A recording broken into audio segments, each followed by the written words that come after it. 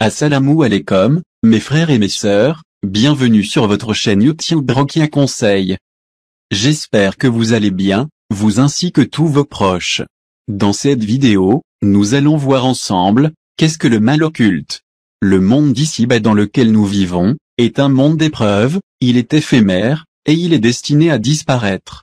Alors que le monde de l'au-delà, est un monde de récompense, et de punition, qui est éternel, que ce soit pour le paradis ou l'enfer, tout cela par la permission de notre Seigneur. Allah exalté soit-il, nous dit dans la sourate 51, qui éparpille verset numéro 56, et je n'ai créé les djinns, et les hommes que pour qu'ils m'adorent. Allah nous dit également, dans la sourate 55 le tout miséricordieux, versets 14 et 15, il a créé l'homme d'argile, sonnante comme la poterie, et il a créé les djinns de la flamme d'un feu sans fumée. Dans la vie d'ici-bas, les djinns et les hommes vivent ensemble, au milieu d'une nature qui leur fait office de demeure et de décor, où ils pourront en tirer leur subsistance, notamment avec des terrains cultivables, des arbres fruitiers ou encore certains animaux. Ils pourront également voyager, pour découvrir et profiter de tous les bienfaits qu'Allah y a disséminés par sa grâce. Les djinns sont invisibles dans cette vie aux yeux des hommes, et parmi eux certains sont démoniaques, et se sont donnés comme objectif d'égarer le plus grand nombre de djinns et d'hommes, en les incitant à désobéir à leur Seigneur, en les éloignant de la religion, et à les pousser au chemin de l'enfer éternel.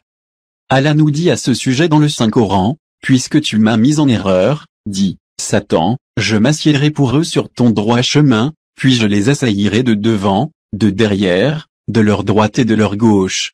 Et, pour la plupart, tu ne les trouveras pas reconnaissants. » Sourate 7 Araf, versets 16 et 17, Sa Majesté Allah nous dit également, Satan est certes pour vous un ennemi, alors considérez-le comme tel, il appelle certes ses partisans, à faire partie des habitants de la fournaise. Sourate 35 Le Créateur, verset 6, les démons utilisent des procédés occultes pour nuire aux hommes, et les faire dévier du droit chemin.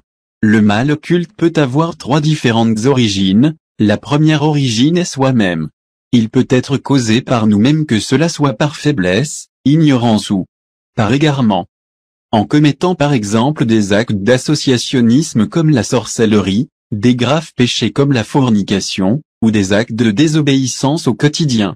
La seconde origine est par une personne malveillante, qu'elle nous soit étrangère ou de notre entourage, qui par envie, désir ou par jalousie, va nous causer du tort, en commettant du mal occulte, que cela soit consciemment ou inconsciemment.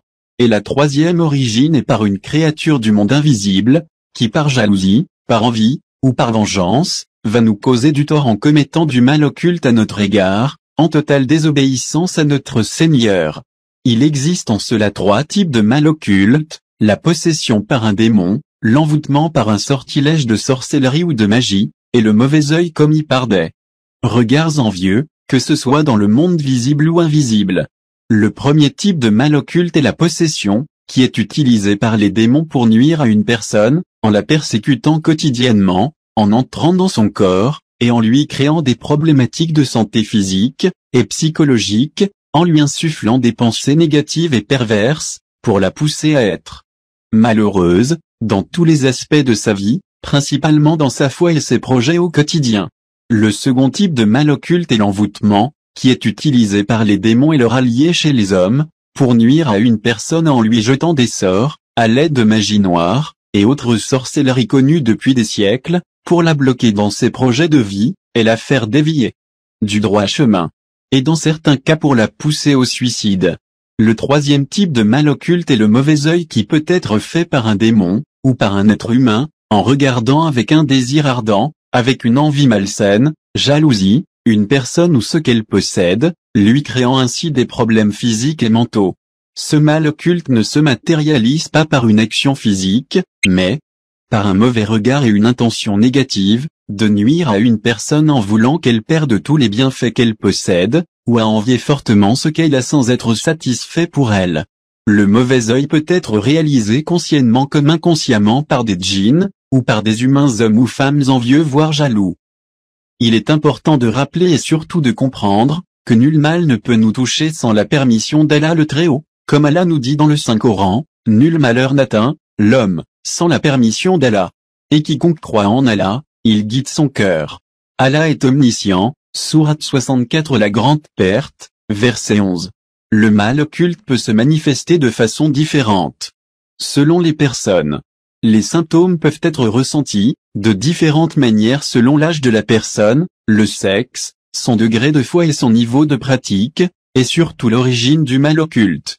De nombreux signes peuvent permettre de détecter le mal occulte dans notre vie à travers les blocages de projets qui durent et qui s'enchaînent, comme par exemple la perte d'argent qui se multiplie.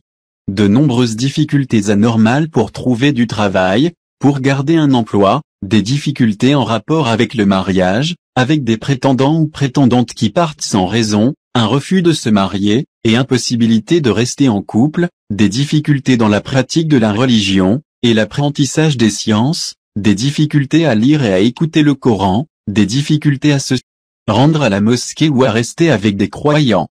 Les signes peuvent être également physiques, comme des migraines répétitives, des problèmes gastriques non élucidés par la médecine classique, des maladies rares qui n'ont aucun remède connu, des douleurs au cervical et dans le bas du dos, des douleurs et lourdeurs aux membres inférieurs principalement aux genoux, des sensations de chaleur surtout à l'écoute de récitations coraniques, des bâillements, des larmes, et des rires incontrôlés en journée et la nuit, des fourmillements dans les bras, dans les jambes, une fatigue généralisée sans explication, des problèmes cardiaques inexpliqués, des sensations de toucher, alors qu'on ne voit personne, des sensations de relations sexuelles dans les rêves, de l'apnée du sommeil, et des grosses insomnies.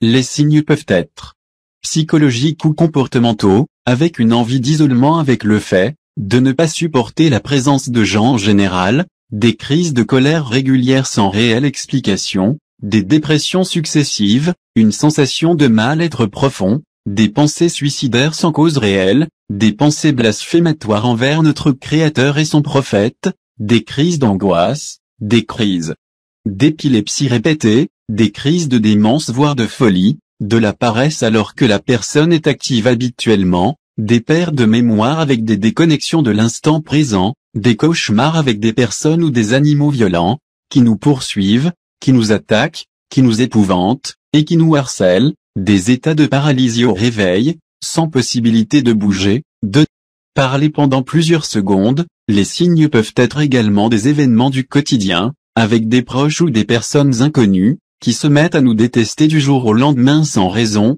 accompagnés d'une perte d'emploi soudaine, de ruptures amoureuses, amicales, sociales, des disputes dans le couple, un divorce soudain, des persécutions avec violence verbale et physique, subies par l'entourage au quotidien, et être maladroite avec des accidents qui se répètent. Le mal occulte peut évoluer comme certains virus, ou certaines maladies graves comme le cancer, sans aucune pratique religieuse et sans soins appropriés par la permission de Dieu. Certains croyants et certaines croyantes vivent avec du mal occulte pendant de nombreuses années, sans jamais ressentir le moindre effet par la permission de Dieu. Ces personnes pratiquent la religion de la meilleure des manières, à travers leurs prières, leur invocation zikr, leur aumône sadaka, leur jeûne, leur excellente hygiène de vie, et elles s'écartent des turpitudes du blâmable. Allah exalté soit-il leur a accordé sa protection divine contre ce mal occulte. Allah exalté soit-il nous dit dans le Saint-Coran en réponse à Satan, « Quant à mes serviteurs, tu n'as aucun pouvoir sur eux. Et ton Seigneur suffit pour les protéger. » Sourate 17 Le voyage nocturne, verset 65. Sa Majesté Allah dans son infinie miséricorde, nous a accordé sa parole divine par le Saint-Coran par laquelle il est possible de se soigner, et de se protéger du mal occulte.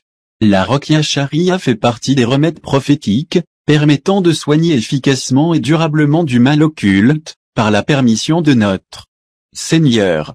D'après Oussama ibn Sharik el-Alagré, le prophète Mohammed, que les prières, et les bénédictions de Dieu soient sur lui, a dit, « Soignez-vous, ô serviteurs d'Allah, car Allah n'a pas mis une maladie, sans qu'il lui ait donné un remède, sauf une maladie qui est la mort, rapporté par Ahmed, et authentifié par Cheikh Albani, Allah exalté soit-il nous dit dans le Saint-Coran. Nous faisons descendre du Coran, ce qui est une guérison et une miséricorde pour les croyants, Sourate 17 Le voyage nocturne, verset 82. Avant de penser mal occulte, il faut bien évidemment toujours faire les analyses médicales nécessaires, voir un médecin, pour s'assurer que les symptômes ne proviennent pas de maladies, ou de problèmes de santé déjà existants. En ayant une foi ferme en notre Créateur, en suivant les préceptes et les devoirs inculqués, par notre bien-aimé prophète Mohammed, que les prières et les bénédictions de Dieu soient sur lui, en pratiquant les actes d'adoration de façon sincère, en ayant le meilleur comportement possible, dans la crainte et l'espoir de notre Créateur, il est possible d'obtenir la guérison rapidement, par la permission de notre Seigneur, c'est ce que nous allons voir dans les prochaines vidéos Inch'Allah. C'est la fin de la vidéo, si tu l'as appréciée, n'hésite pas à mettre un pouce bleu. Tu peux t'abonner à la chaîne, en cliquant sur la cloche pour recevoir les notifications des nouvelles vidéos. Partage-la au maximum à tes proches. J'en profite pour demander à Allah notre Seigneur, le guérisseur absolu, d'apporter sa guérison et de protéger tous nos frères, et nos sœurs qui sont atteints par un mal occulte. Le savoir parfait appartient à Allah, le savant par excellence, que ses prières et ses bénédictions, soient sur notre prophète Mohammed, ainsi que sur sa famille, ses compagnons et ses frères, jusqu'au jour de la résurrection. À très bientôt pour de nouvelles vidéos, Inch'Allah. Assalamu alaikum.